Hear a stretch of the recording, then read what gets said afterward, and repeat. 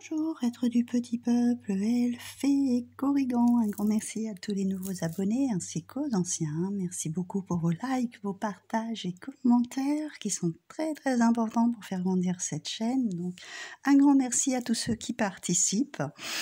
Et donc aujourd'hui, on se retrouve avec ces pleines lunes du 7 septembre, appelée pleine lune de sang.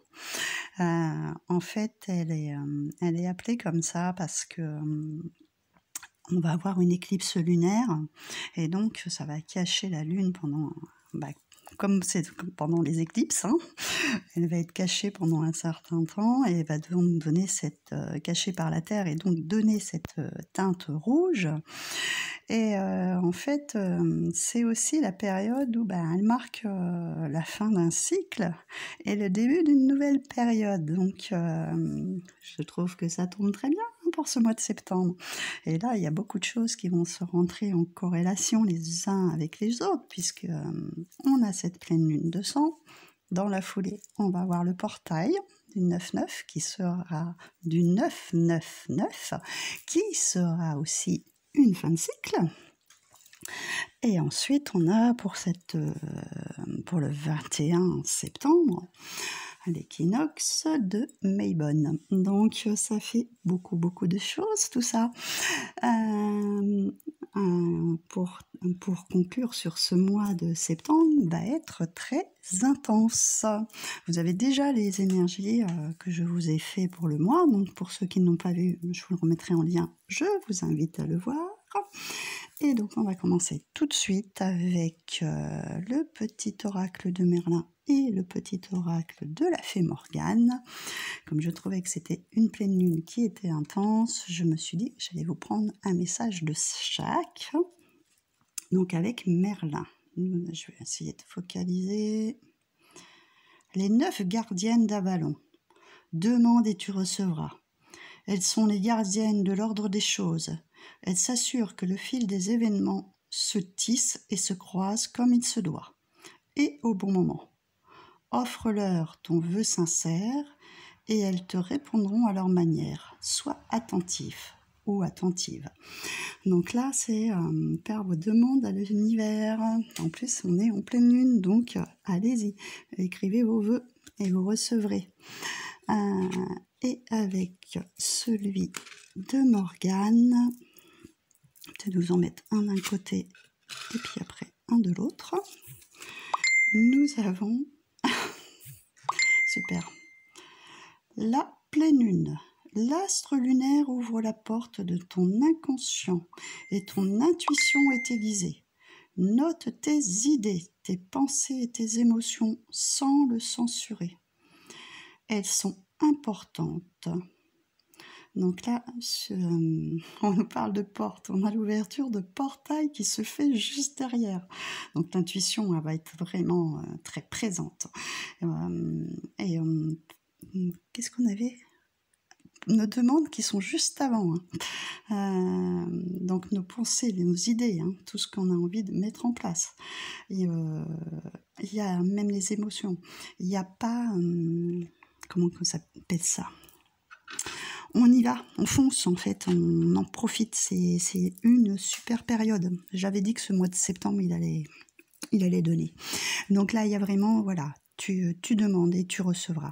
Il faut vraiment le faire avec le cœur, comme je vous le dis toujours, avec vos tripes. On ne le fait pas, j'aimerais bien avoir une nouvelle voiture. Qu'est-ce que j'aimerais avoir une nouvelle voiture. Voilà, ok, on y va, on se met dans la demande pour que de façon à ce que ça se mette en place, que vos graines que vous plantez soient exaucées. On a cette pleine lune donc qui est en Poisson. On nous demande de pardonner. Donc si vous voulez clôturer quelque chose, je parle souvent du pardon aussi, c'est souvent une action qui est un petit peu compliquée selon les situations avec les personnes avec qui on doit formuler ce pardon. Je vous dis pas comment dire, de tendre la joue après avoir été battu, enfin je sais plus comment on dit la phrase, vous m'avez compris, et tendre l'autre joue, ça c'est niette, non, ça ne marche pas comme ça. Le pardon, moi je fonctionne comme ça. c'est que ça soit une personne ou une situation. On va prendre, moi je vais vous prendre l'exemple avec une personne. C'est vous pardonner aussi pour vous-même, pour être mieux, hein, d'accord? Je te pardonne, pas parce que tu mérites le pardon, mais parce que je mérite la paix. Donc ça, c'est vraiment parce que là, on va être dans les émotions. On a, comment que ça s'appelle, les émotions qui sont marquées sur cette carte-là. Donc émotionnellement, vous devez reprendre votre pouvoir personnel, hein, puisque c'est dans les énergies donc de ce mois de septembre, et vous pardonner d'avoir traversé tout ça, d'avoir fait confiance peut-être à une personne qui ne le méritait pas, d'être dans une situation que vous n'auriez pas dû.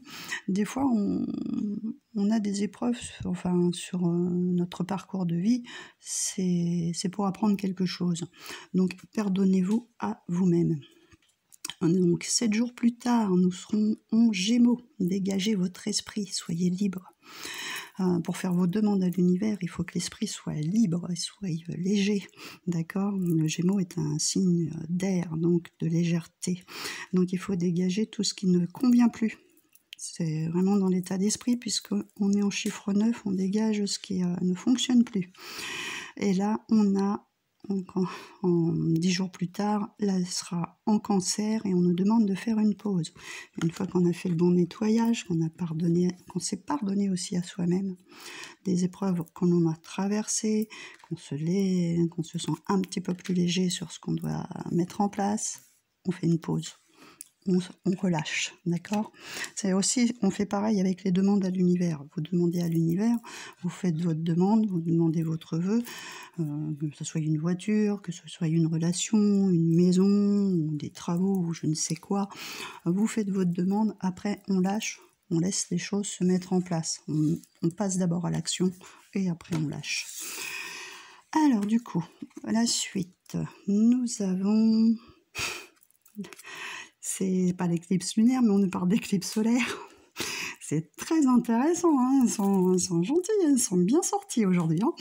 Et on nous parle de quoi? De porte. Donc l'ouverture du portail, je vous la fais juste dans la foulée. Donc là, c'est bien, les portes qui s'ouvrent. Hein. Et donc, on va s'en servir, on va les utiliser. On se débarrasse de ce qu'on n'a plus besoin pour ouvrir de nouvelles portes. Ok ? Ensuite, qu'est-ce que nous avons? Nous avons le taureau avec l'amant et le sagittaire avec le chaman. Ah ouais, très drôle, hein, comme 2 signes. On a 2 signes. Donc l'amant, peut-être que certains ont besoin d'une relation sentimentale. Ce que j'entends aussi, le taureau, c'est un signe qui aime les belles choses. Donc qui a besoin d'être dans son confort. Donc peut-être vous allez... besoin d'ouvrir une porte et d'avoir quelque chose de beaucoup plus confortable, de beaucoup plus stable, hein, parce qu'il est bien ancré le taureau. Hein, ok. Et donc nous avons... Ah non, c'est pas le sagittaire, je me suis trompée, c'est le scorpion, je crois que je vous ai dit sagittaire, j'ai fait une bêtise. Le chaman. Donc là, peut-être que autour de vous ou vous-même, il y a quelqu'un qui a des capacités chamaniques. Et donc, qui sont soit à travailler, soit vous allez consulter quelqu'un qui est dans le chamanisme et qui peut vous éclairer ou vous aiguiller sur certaines choses, d'accord? Ou vous allez vous renseigner sur comment procéder les chamans. Mais bam. Et voilà, quand ça part, moi ça part. On a ce signe de taureau, j'avais pas fait la corrélation. En fait, bon, c'est pas tout à fait pareil, mais il est au centre, et là on voit juste le crâne. En fait, dans la culture amérindienne, le cercle amérindien, c'est un peu comme un cercle astrologique, si vous préférez, est représenté par une tête de taureau, en fait. Voilà, un crâne de taureau, donc avec des cornes, bien sûr. Hein. Pas de taureau, de bison. Décidément, aujourd'hui, je crois pas que Mercure est encore rétrograde, je mélange mes mots. Donc oui, de bison, il est au centre de la roue chamanique, hein, on va dire. Donc il y a aussi une corrélation avec, comment que ça s'appelle? Les racines ancestrales amérindienne en fait, voilà. Il y a une porte qui s'ouvre, des révélations à ce sujet-là, à mon avis. Il y a des choses à approfondir par rapport à la culture amérindienne. J'ai un livre là-dessus, il faudrait que je le retrouve et que je vous mette un petit post par rapport à ça. C'est un peu, justement, les signes astrologiques, comment eux, ils les voyaient. C'est un petit peu différent de nous, hein. Comme l'astrologie chinoise, c'est complètement différent.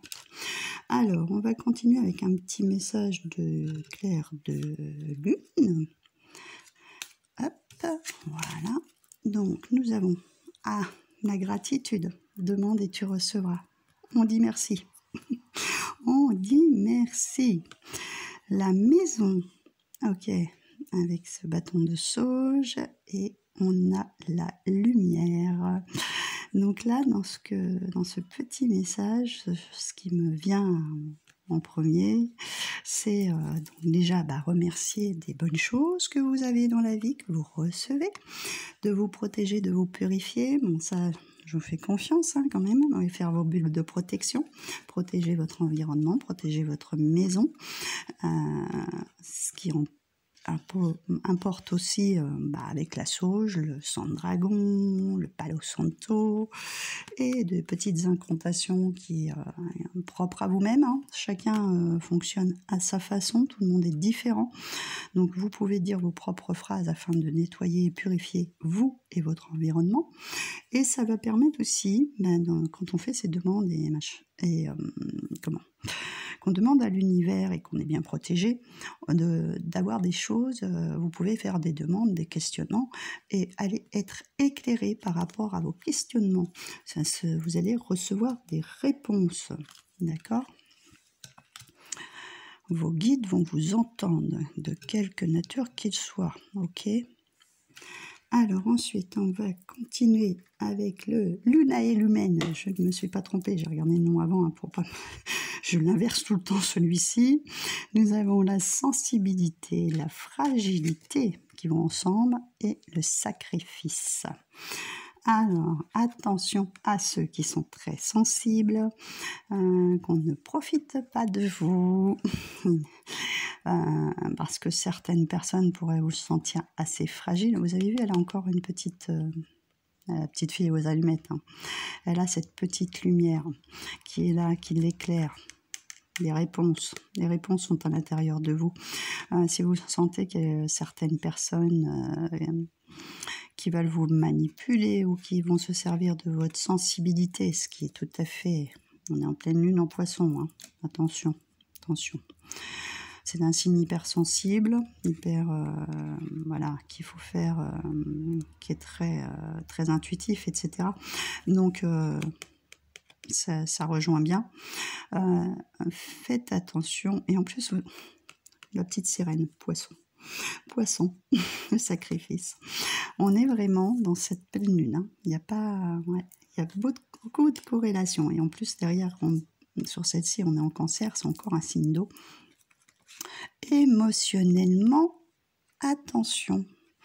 Je ne vais pas vous dire comment protégez-vous, mais c'est quand même, parce que là on a quand même ce bâton de sauge, mettez vos limites avec certaines personnes qui pourraient abuser, ok, d'accord, ne vous laissez pas